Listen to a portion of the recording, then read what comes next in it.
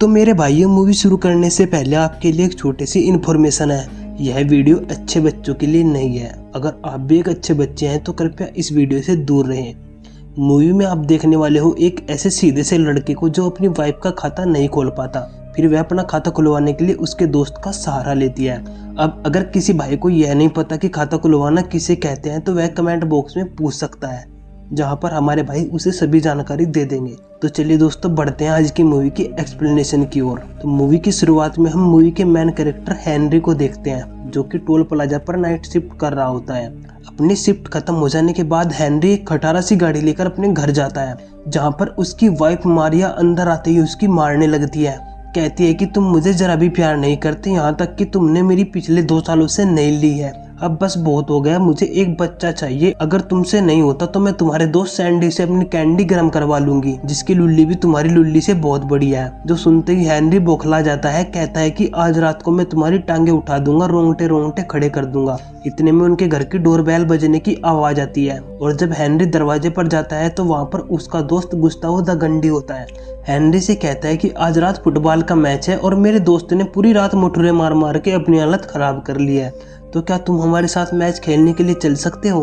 Henry कहता है हाँ क्यों नहीं भाई, और उसे अपने घर के अंदर बुला लेता है। फिर मारिया मन में सोचती है कि भेड़ चोद, इससे मेरी पिच पर तो पिछले 2 सालों से खेला नहीं गया, यह वहाँ का घंटा खेलेगा। फिर वे सभी दोस्त मिलकर मैच खेलने जाने लगते हैं, जहाँ पर रास्ते में गुस्तावो द गंडी गाड़ी को एक बैग के सामने रुकवाता है।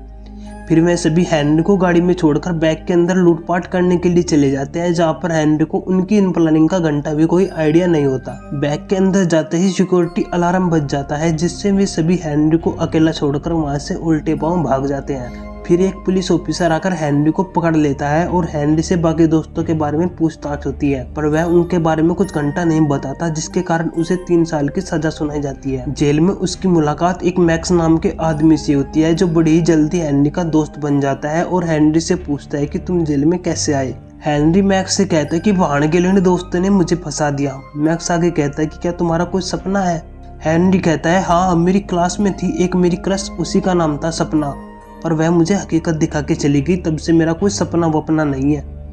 मैक्स कहता है भीसड़ी के मैं सपना बोले तो गोल की बात कर रहा हूँ, तुम्हारा जिंदगी का उद्देश्य क्या है, तुम्हें अपनी लाइफ से क्या चाहिए? इसके बाद कहानी 6 महीने आगे चली जाती है, जहाँ पर उसकी पत्नी मारिया उससे मिलने आती है और हेनरी से कहती है कि मुझे तुम्हारा दोस्त पसंद आ गया है, जो मुझसे बहुत ज्यादा प्यार करता है। उसकी लुल्ली भी तुम्हारी लुल्ली से बहुत बड़ी है और वह हर रात में मुझे दबाकर पेल भी रहा है। मैं उसी के साथ अपना घर बसाना चाहती हूँ, मुझे तुमसे डाइवोर्स चाहिए। जिस पर हेनरी उसे खुशी खुशी हाँ कर देता है। फिर जेल में हेनरी के अच्छे बर्ताव की वजह से उसकी सजा जल्दी ही पूरी हो जाती है, और जब वह अपने दोस्त मैक्स से बिछड़ता है तो दोनों इमोशनल हो जाते हैं। अब आगे हेनरी अपने घर पर पहुंचता है, जहां पर उसे उसी का दोस्त सैंडी मिलता है। हेनरी से कहता है कि इसे अपना ही घर समझो और अंदर आ जाओ। हेनरी मन में सोचता है कि भीसड़ी के मेरा ही तो घर है, पर जब अंदर जाता है तो नजर बदलते ही नजारा बदल जाता है, जहाँ पर मारिया उसे अपना पेट दिखाती है। कहती है कि मैंने सैंडी से शादी कर ली है, जो मुझे बहुत प्यार करता है, जिसकी लुल्ली भी तुम्हारी लुल्ली से बहुत बड़ी है। साली हर बार सेम ही लाइन बोलती है। फिर वह हेनरी को उसका पुराना सामान लौटा देती है, जिसे लेकर वह एक होटल रूम में रहने के लिए चला जाता है, जहाँ पर उसे टीवी पर एक ऐड दिखाई देता है, जिसमें उसे एक लड़की अपनी लुल्ली बड़ी करने का पुराने हकीम वाला नुस्खा बताती है। अगले दिन हेनरी उसी बैग के सामने जाता है जिसने उसकी लाइफ की लंका लगा दी थी, और जब वह उसे गौर से देखता है तभी उसे कार आकर टक्कर मार देती है, जिससे उसकी टांगों की भी लंका लग जाती है। और अब उस कार में से एक हैवी ड्राइवर उतरती है, जो वही टीवी एड वाली लड़की होती है। कहती है कि बहाने के लिए तू देख के नहीं चल सकता, अंधा हो गया है तू, वगैरह वगैरह। जिस दौरान वहां पर वही सिक्योरिटी गार्ड आ जाता है, जिसने पहले हेनरी को पकड़ के अंदर कराया था। फिर सिक्योरिटी गार्ड उसे बैंक के सामने एक होटल में लेकर जाता है, जहाँ पर वही टीवी एड वाली लड़की उसका हालचाल पूछने के लिए आती है। हेनरी उससे कहता है कि तुम वही हो ना जो लोगों को उसकी लुल्ली बड़ी करने की दवा देती हो? वह कहती है हाँ मैं वही हूँ, और मेरा नाम है जूली, मैं करती हूँ लोगों की बड़ी मूली। ऐसा कहकर वह वहां से चली जाती है, और फिर हेनरी होटल में पानी पीता है और फिर उसे निकालने के लिए टॉयलेट में जाता है, जहाँ पर उसे न्यूज़पेपर में एक खबर मिलती है, जिसमें बैग के नीचे खुफिया टनल होने की बात लिखी होती है। उस खबर को पढ़ते ही हेनरी के चीते से दिमाग में एक आइडिया आता है, और वह मैक्स से मिलने सीधा जेल जाता है। कहता है कि मुझे अपना गोल पता चल गया है, अब मुझे उसी बैग को लूटना है जिसने मेरी लाइफ के फड़वे लगाए थे। वह मैक्स से भी अपने प्लान में शामिल होने के लिए कहता है, क्योंकि वह अकेला इस काम को नहीं कर सकता था। जिस पर मैक्स उसका साथ देने के लिए मान जाता है और काउंसलर के सामने अपना अच्छा बर्ताव करता है और जिसकी वजह से वह पैरोल पर भी छूट जाता है। अब दोनों गंडोए मिलकर उसी होटल के वॉशरूम में जाते हैं जहाँ पर वह जाकर आर्टिकल को पढ़ते हैं। मैक्स हेनरी से कहता है कि यह खबर 20 साल पहले की है, हो सकता है आज वहाँ पर वह टनल होना, तो हमें पहले अच्छे से छानबीन करनी चाहिए, जिसमें सबसे पहले वह उस बैंक के टनल की जानकारी निकालने जाते हैं। मैक्स बैंक मैनेजर से कहता है कि मेरे दादा का अकाउंट भी यहीं पर था, मेरे दादा ने मुझसे कहा था कि इस बैंक में एक टनल है, जिस पर वह चूते सा बैंक मैनेजर उनकी हाँ में हाँ मिलाता है।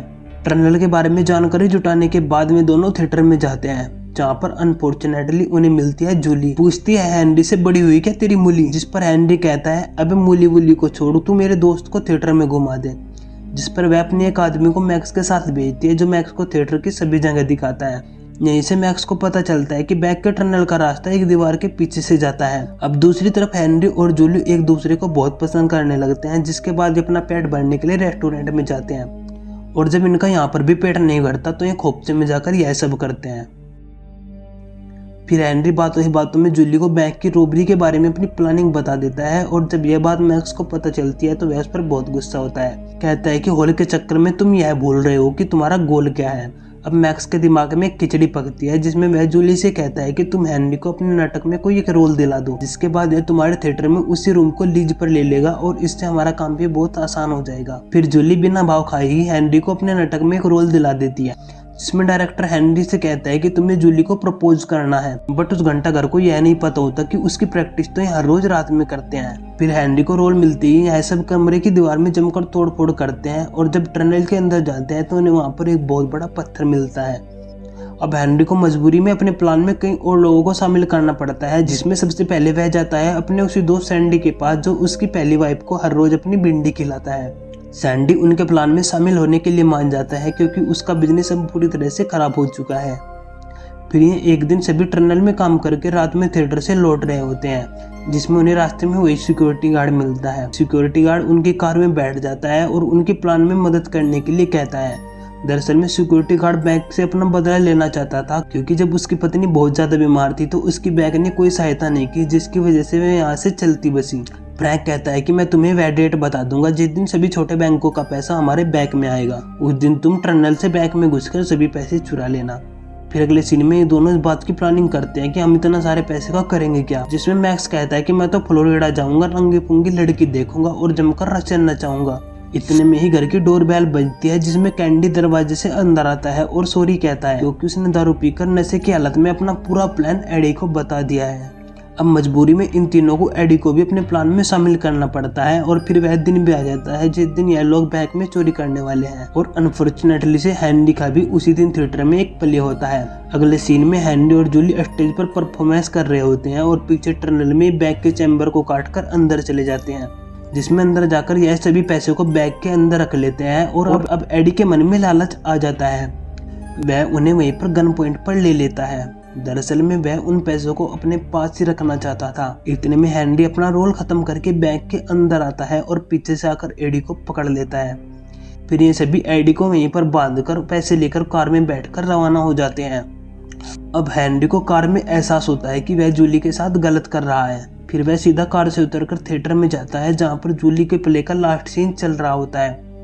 वहीं पर वह जूली को प्रपोज कर देता है। जूली उसे साफ साफ मना कर देती है, कहती है कि चला जा भीसड़ी के, तेरे पास पैसा बहुत है, मस्त लाइफ जीना और एक से एक रशियन बजाना। हेनरी कहता है कि मुझे रशियन नहीं चाहिए, मुझे तो बस तू चाहिए और बस तेरी चाहिए।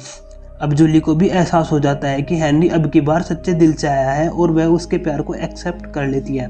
फिर हेनरी जूली से कहता है कि तुम मुझे मैक्सिको में मिलना, क्योंकि अगर मैं यहाँ पर रहा तो मुझे पुलिस पकड़ लेगी। और दोस्तों, इसी सीन के साथ यह मूवी यहीं पर समाप्त हो जाती है। अब अगर दोस्तों आपको इस वीडियो में जरा सा भी मजा आया हो तो आप हमारे चैनल को जरूर सब्सक्राइब कर दीजिएगा और वीडियो को लाइक कर दीजिए।